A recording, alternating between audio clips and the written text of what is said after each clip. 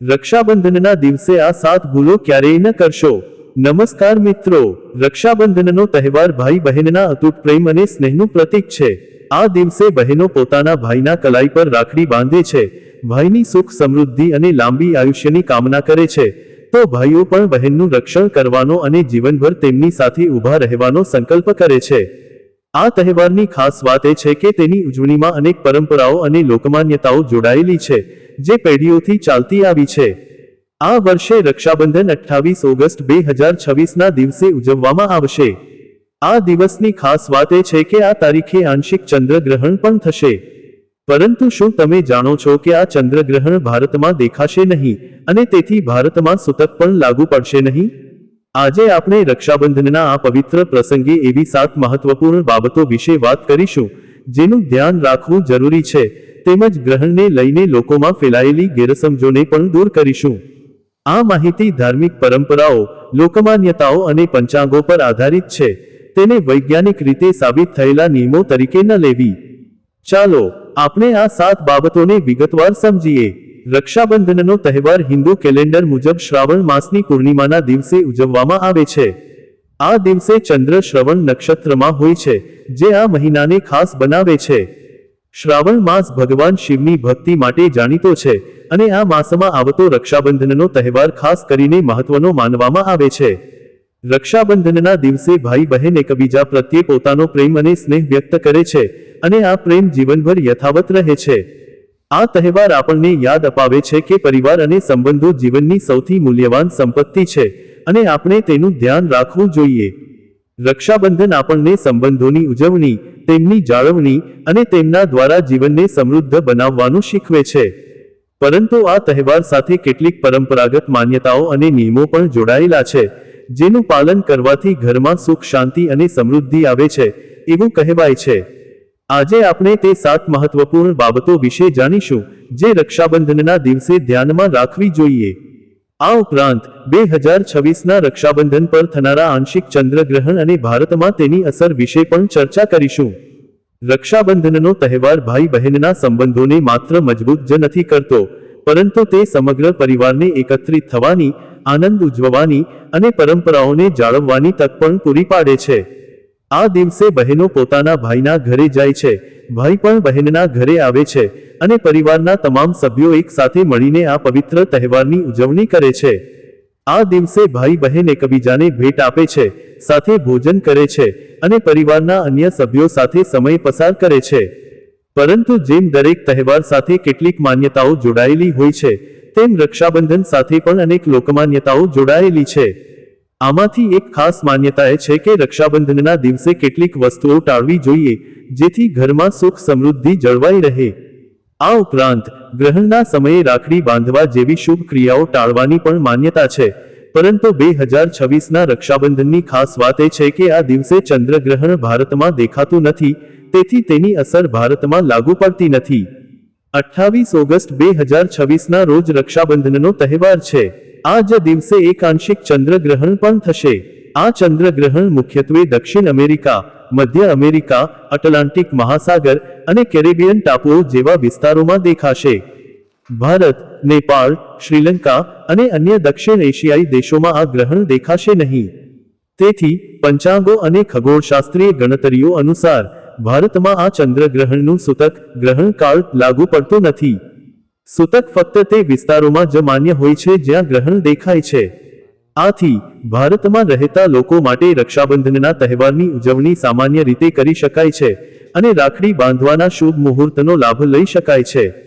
જો કે ગ્રહણ સંબંધિત ચોક્કસ માહિતી માટે સ્થાનિક પંચાંગ અથવા ખગોળશાસ્ત્રીની સલાહ લેવી ઉચિત છે। આ ગ્રહણ સંબંધિત જે પણ ગેરસમજો ફેલાય છે, તેને દૂર કરવી મહત્વપૂર્ણ છે, કારણ કે ઘણા લોકો અજાણતા આ વાતથી પ્રભાવિત થઈ જાય છે અને તહેવારની ખુશીમાં ખલેલ અનુભવે છે। હવે આપણે રક્ષાબંધનના દિવસે ટાળવા જેવી 7 મહત્વપૂર્ણ ભૂલો વિશે જાણીએ। પ્રથમ ભૂલ છે ગ્રહણના સમયે રાખડી બાંધવી। જો કે આ વર્ષે ગ્રહણ ભારતમાં દેખાતું નથી, તેમ છતાં કેટલાક લોકો ગ્રહણના પશ્ચાત પ્રભાવથી પ્રભાવિત થઈ શકે છે। સામાન્ય રીતે ગ્રહણના સમયે કોઈ પણ પ્રકારની શુભ ક્રિયા કરવી અશુભ માનવામાં આવે છે, પરંતુ જ્યારે ગ્રહણ દેખાતું નથી, ત્યારે તે લાગુ પડતું નથી। તેથી ભારતમાં રહેતા લોકોએ ગ્રહણને કારણે પોતાના તહેવારમાં કોઈ ફેરફાર કરવો જોઈએ નહીં. પંચાંગ મુજબ રક્ષાબંધનનો શુભ સમય અને મુહૂર્ત જોઈને જ રાખડી બાંધવી જોઈએ. જો કે જો કોઈ વ્યક્તિ ગ્રહણની અસરથી બચવા માંગતી હોય તો તે સૂર્યોદય પહેલા અથવા ગ્રહણ સમાપ્ત થયા પછી રાખડી બાંધી શકે છે. આ બાબત વ્યક્તિગત શ્રદ્ધા પર નિર્ભર છે. ધ્યાન રાખવાની સૌથી મહત્વની વાત એ છે કે ગ્રહણને લઈને કોઈ પણ પ્રકારની અફવાઓ કે ગેરસમજણો પર વિશ્વાસ ન કરવો અને ઉપલબ્ધ વૈજ્ઞાનિક અને પંચાંગીય માહિતી પર આધાર રાખવો. બીજી ભૂલ છે રક્ષાબંધનના દિવસે લોખંડની કોઈ પણ વસ્તુનો ઉપયોગ કરવો અથવા તેને ભેટમાં આપવી. લોકમાન્યતા અનુસાર રક્ષાબંધનના દિવસે લોખંડની વસ્તુઓ લાવવી, આપવી કે ઉપયોગમાં લેવી ટાળવી જોઈએ. આનું કારણ એ છે કે લોખંડને તામસિક ધાતુ માનવામાં આવે છે અને તેનો સંબંધ શનિ ગ્રહ સાથે જોડવામાં આવે છે. શનિ ગ્રહ જ્યારે પ્રતિકૂળ હોય છે ત્યારે તે વ્યક્તિના જીવનમાં અનેક પ્રકારની સમસ્યાઓ ઊભી કરી શકે છે, જેમાં આર્થિક તંગી, માનસિક તણાવ અને પારિવારિક ક્લેશનો સમાવેશ થાય છે. રક્ષાબંધનનો દિવસ પ્રેમ, શાંતિ અને સમૃદ્ધિનું પ્રતીક છે. આ દિવસે ભાઈ બહેન વચ્ચે ઊંડો સ્નેહ અને વિશ્વાસ વ્યક્ત થાય છે. આવા પવિત્ર અને પ્રેમભર્યા પ્રસંગે તામસિક ધાતુઓ લાવવી એ યોગ્ય નથી માનવામાં આવતું, કારણ કે તે શાંતિ અને સ્નેહને બદલે વિવાદ અને ક્લેશને આમંત્રિત કરી શકે છે. લોખંડનો ઉપયોગ મુખ્યત્વે શસ્ત્રો, હથિયારો અને ઔદ્યોગિક સાધનોમાં થાય છે, જે હિંસા અને કઠોરતાનું પ્રતીક છે. રક્ષાબંધનના શુભ દિવસે આવી વસ્તુઓ ઘરમાં લાવવી એ શુભ સંકેત માનવામાં આવતો નથી. જો કોઈ બહેન પોતાના ભાઈને લોખંડની કોઈ વસ્તુ ભેટમાં આપવા માંગે છે તો તેને રક્ષાબંધનના દિવસે ન આપીને અન્ય કોઈ દિવસે આપી શકે છે. આ ભૂલને ટાળીને તમે તહેવારની પવિત્રતા જાળવી શકો છો. ત્રીજી ભૂલ છે જૂના, ફાટેલા કે ઘસાયેલા કપડાં અથવા વસ્તુઓનો ઉપયોગ કરવો અથવા તેને ભેટમાં આપવી. રક્ષાબંધનના દિવસે જૂના, ફાટેલા કે ઘસાયેલા કપડાં લાવવા, આપવા કે ઉપયોગમાં લેવા એ અશુભ માનવામાં આવે છે. કહેવાય છે કે જૂના અને ફાટેલા કપડાં દુર્ભાગ્ય, ગરીબી અને નકારાત્મકતાનું પ્રતીક છે. રક્ષાબંધનનો દિવસ નવી શરૂઆત, નવા સંબંધો અને નવી આશાઓનું પ્રતીક છે. આ દિવસે નવા કપડાં પહેરવા અને નવી વસ્તુઓ લાવવી શુભ માનવામાં આવે છે, જ્યારે જૂના કપડાં તેનાથી વિપરીત છે. જૂના કપડાં વ્યક્તિના જીવનમાં જડતા, સ્થિરતા અને પ્રગતિના અભાવને દર્શાવે છે. રક્ષાબંધનનો દિવસ ઉત્સાહ, ઉમંગ અને નવી શરૂઆતનો દિવસ છે. આ દિવસે નવા, સ્વચ્છ અને આકર્ષક કપડાં પહેરવા અને નવી વસ્તુઓનો ઉપયોગ કરવો શુભ માનવામાં આવે છે. જૂના કપડાં લાવવાથી આ શુભતામાં વિક્ષેપ ઊભો થઈ શકે છે. આ ઉપરાંત જૂના કપડાંમાં નકારાત્મક ઉર્જા સંગ્રહિત થઈ શકે છે, જે ઘરના વાતાવરણ પર અસર કરી શકે છે. ઘરમાં નકારાત્મક ઉર્જાનો પ્રવેશ ઘરના સભ્યોના માનસિક અને શારીરિક સ્વાસ્થ્ય પર પણ અસર કરી શકે છે. આથી રક્ષાબંધનના દિવસે નવા અને સ્વચ્છ કપડાં જ પહેરવા જોઈએ અને ભેટો પણ નવી જ હોવી જોઈએ. ચોથી ભૂલ છે રક્ષાબંધનના દિવસે તૂટેલી અથવા ક્ષતિગ્રસ્ત વસ્તુઓનો ઉપયોગ કરવો અથવા તેને ભેટમાં આપવી. તૂટેલી વસ્તુઓમાં તૂટેલા વાસણો, તૂટેલા સ્ફટિક ક્રિસ્ટલ, તૂટેલી ઘડિયાળો, ફાટેલા ચિત્રો, તૂટેલા ઘરેણાં અને તૂટેલી સજાવટની અન્ય વસ્તુઓનો સમાવેશ થાય છે. કહેવાય છે કે તૂટેલી વસ્તુઓ અપૂર્ણતા, અસ્થિરતા અને દુર્ભાગ્યનું પ્રતીક છે અને રક્ષાબંધનના શુભ પ્રસંગે તેને ઘરમાં લાવવાથી સુખ સમૃદ્ધિનો નાશ થઈ શકે છે. તૂટેલી વસ્તુઓ ઘરમાં નકારાત્મક ઉર્જાનું સર્જન કરે છે અને તેનાથી ઘરના સભ્યો વચ્ચે મતભેદ અને ક્લેશ ઊભા થઈ શકે છે. વાસ્તુશાસ્ત્ર અનુસાર તૂટેલી વસ્તુઓ ઘરમાં નકારાત્મક ઉર્જા ઉત્પન્ન કરે છે અને ઘરની સકારાત્મક ઉર્જાના પ્રવાહમાં અવરોધ ઊભો કરે છે. તૂટેલા વાસણોમાં રસોઈ કરવી, તૂટેલી ઘડિયાળથી સમય જોવો અને તૂટેલા ઘરેણાં પહેરવા પણ અશુભ માનવામાં આવે છે. રક્ષાબંધન જેવા શુભ પ્રસંગે તૂટેલી વસ્તુઓ ઘરમાં લાવવી તેનાથી પણ વધુ અશુભ છે, કારણ કે આ દિવસે ઘરની ઉર્જા ખાસ કરીને સંવેદનશીલ હોય છે.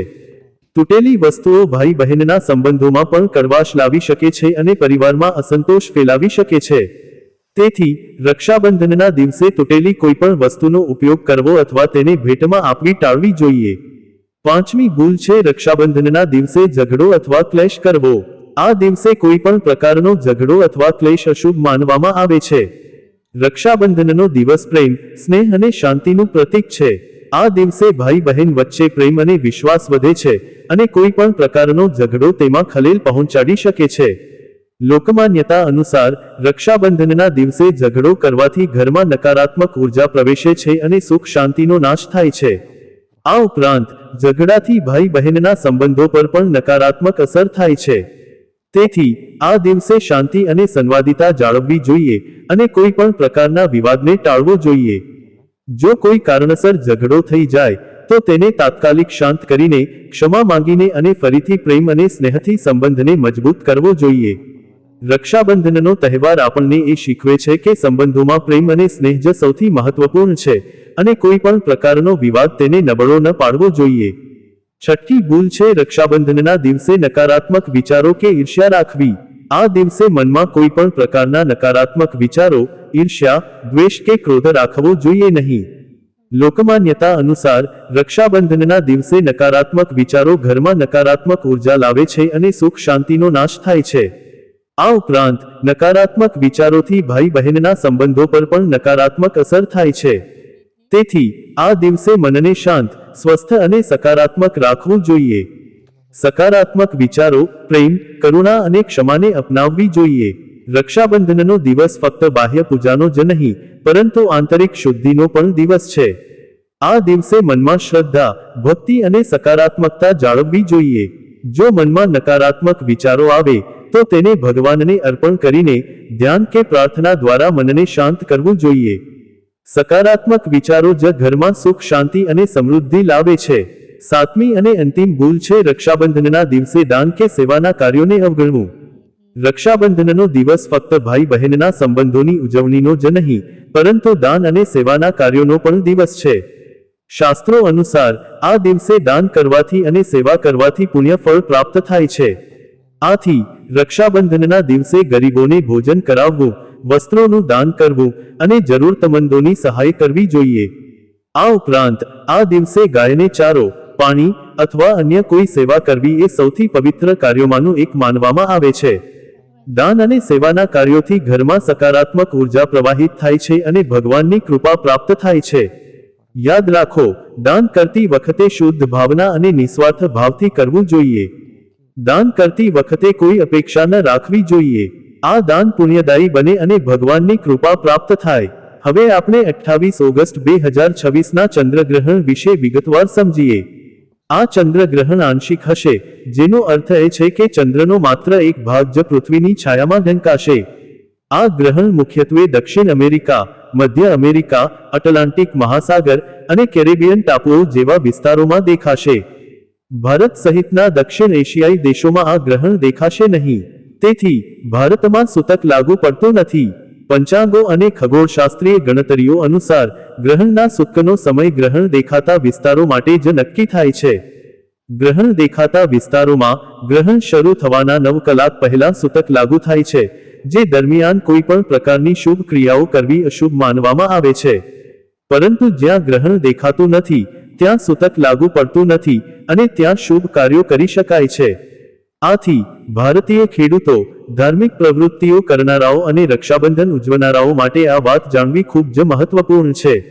કેટલાક લોકો ગ્રહણને કારણે રક્ષાબંધનનો તહેવાર મુલતવી રાખવાની અફવાઓ ફેલાવી શકે છે, પરંતુ તે સાચું નથી. કારણ કે ગ્રહણ ભારતમાં દેખાતું નથી, તેથી તેની કોઈ પણ અસર ભારતમાં રહેતા લોકો પર નથી થતી. આથી લોકોએ આવી અફવાઓ પર ધ્યાન ન આપતા પોતાના પરંપરાગત રિવાજો અને શુભ મુહૂર્તો અનુસાર જ રક્ષાબંધનની ઉજવણી કરવી જોઈએ. જો તમને હજી પણ શંકા હોય તો તમે સ્થાનિક પંચાંગ અથવા ખગોળશાસ્ત્રીની સલાહ લઈ શકો છો. પરંતુ ઉપલબ્ધ માહિતી અનુસાર ભારતમાં આ ગ્રહણથી કોઈ પણ પ્રકારની અસર થવાની નથી અને રક્ષાબંધનની ઉજવણી હંમેશની જેમ કરી શકાય છે. રક્ષાબંધનના દિવસે માયકાથી કઈ વસ્તુઓ લાવવી જોઈએ તે પણ જાણવું ઉપયોગી છે. જેમ આપણે જોયું કે કેટલીક વસ્તુઓ અશુભ માનવામાં આવે છે, તેવી જ રીતે કેટલીક વસ્તુઓ ખૂબ જ શુભ અને પુણ્યદાયી માનવામાં આવે છે. રક્ષાબંધનના દિવસે માયકાથી મીઠાઈઓ લાવવી અત્યંત શુભ માનવામાં આવે છે. મીઠાઈઓ ખુશી, મીઠાશ અને સમૃદ્ધિનું પ્રતીક છે. બહેનો જ્યારે માયકાથી મીઠાઈઓ લાવે છે તો તેનાથી ભાઈના ઘરમાં ખુશી અને આનંદનું વાતાવરણ ઉત્પન્ન થાય છે. આ ઉપરાંત ફળો, ફૂલો, નાળિયેર, કંકુ, ચંદન, હળદર અને અન્ય પૂજા સામગ્રી પણ લાવવી શુભ છે. આ વસ્તુઓનો ઉપયોગ રક્ષાબંધનની પૂજામાં થાય છે અને તેનાથી પૂજા વધુ ફળદાયી બને છે. રક્ષાબંધનની પૂજામાં ભગવાનનું આવાહન કરવામાં આવે છે અને ભાઈ બહેનના સંબંધોને દૈવી આશીર્વાદ મળે છે. તેમજ બહેનો માયકાથી પોતાના ભાઈ માટે ખાસ ભેટો પણ લાવી શકે છે. આ ભેટોમાં નવા કપડાં, ઘરેણાં, ઘડિયાળ કે અન્ય કોઈ ઉપયોગી વસ્તુ હોઈ શકે છે. ભેટ આપવાથી ભાઈ બહેનનો પ્રેમ વધે છે અને પરિવારમાં સ્નેહનું વાતાવરણ ઉત્પન્ન થાય છે. માયકા તરફથી મળેલી ભેટો ભાઈને તેની બહેનનો પ્રેમ અને સ્નેહ યાદ અપાવે છે અને તે જીવનભર તેના હૃદયમાં સંગ્રહિત રહે છે. આ 7 ભૂલો ઉપરાંત રક્ષાબંધનના દિવસે કેટલીક વધારાની સાવચેતીઓ પણ રાખવી જોઈએ. જેમ કે આ દિવસે સૂર્યોદય પહેલા સ્નાન કરીને સ્વચ્છ વસ્ત્રો પહેરવા જોઈએ. આ દિવસે ભગવાનની પૂજા કરીને, રાખડીને શુદ્ધ કરીને અને શુભ મુહૂર્તમાં જ રાખડી બાંધવી જોઈએ. રાખડી બાંધતી વખતે ભાઈના કલાઈ પર થોડું કંકુ અને ચંદન લગાવીને રાખડી બાંધવી જોઈએ અને તેની લાંબી આયુષ્ય અને સુખ સમૃદ્ધિની કામના કરવી જોઈએ. રાખડી બાંધ્યા પછી ભાઈએ બહેનને ભેટ અને દક્ષિણા આપવી જોઈએ અને તેના રક્ષણનો સંકલ્પ કરવો જોઈએ. આ ઉપરાંત આ દિવસે પરિવારના તમામ સભ્યો સાથે ભોજન કરવું જોઈએ અને ખુશીઓ વહેંચવી જોઈએ. આ સરળ પગલાં રક્ષાબંધનની ઉજવણીને વધુ શુભ અને આનંદદાયક બનાવે છે. અંતે, રક્ષાબંધનનો તહેવાર ભાઈ બહેનના પ્રેમ અને સ્નેહનું પ્રતીક છે. આ દિવસે ઉપરોક્ત 7 ભૂલોને ટાળીને અને યોગ્ય પગલાં લઈને આપણે આ તહેવારને વધુ શુભ અને યાદગાર બનાવી શકીએ છીએ. 28 ઓગસ્ટ 2026ના રોજ થનારા આંશિક ચંદ્રગ્રહણ વિશે યાદ રાખો કે તે ભારતમાં દેખાશે નહીં અને તેથી તેની કોઈ અસર ભારતમાં થશે નહીં. આથી કોઈ પણ પ્રકારની અફવાઓ કે ગેરસમજણોથી પ્રભાવિત ન થાઓ અને પોતાના પરંપરાગત રિવાજો મુજબ રક્ષાબંધનની ઉજવણી કરો. ભાઈ બહેન વચ્ચેના અતૂટ પ્રેમને સલામ કરતો આ પવિત્ર તહેવાર આપણને સંબંધોનું મહત્વ સમજાવે છે અને જીવનને વધુ સમૃદ્ધ બનાવે છે. તો આવો આપણે આ શુભ તહેવારને ઉત્સાહ, ઉમંગ અને શ્રદ્ધાપૂર્વક ઉજવીએ અને ભગવાનની કૃપાથી આપણા સંબંધોને વધુ મજબૂત બનાવીએ. જો તમને આ માહિતી ઉપયોગી લાગી હોય તો કૃપા કરીને આ વિડીયોને લાઈક કરો, શેર કરો અને અમારી ચેનલને સબસ્ક્રાઇબ કરો. આવી જ બીજી ઉપયોગી અને માહિતીપ્રદ સામગ્રી માટે અમારી સાથે જોડાયેલા રહો. તમારા પ્રશ્નો અને સૂચનો કોમેન્ટમાં જરૂરથી લખો. રક્ષાબંધન 2026ની તમામ શુભકામનાઓ. ભાઈ બહેનના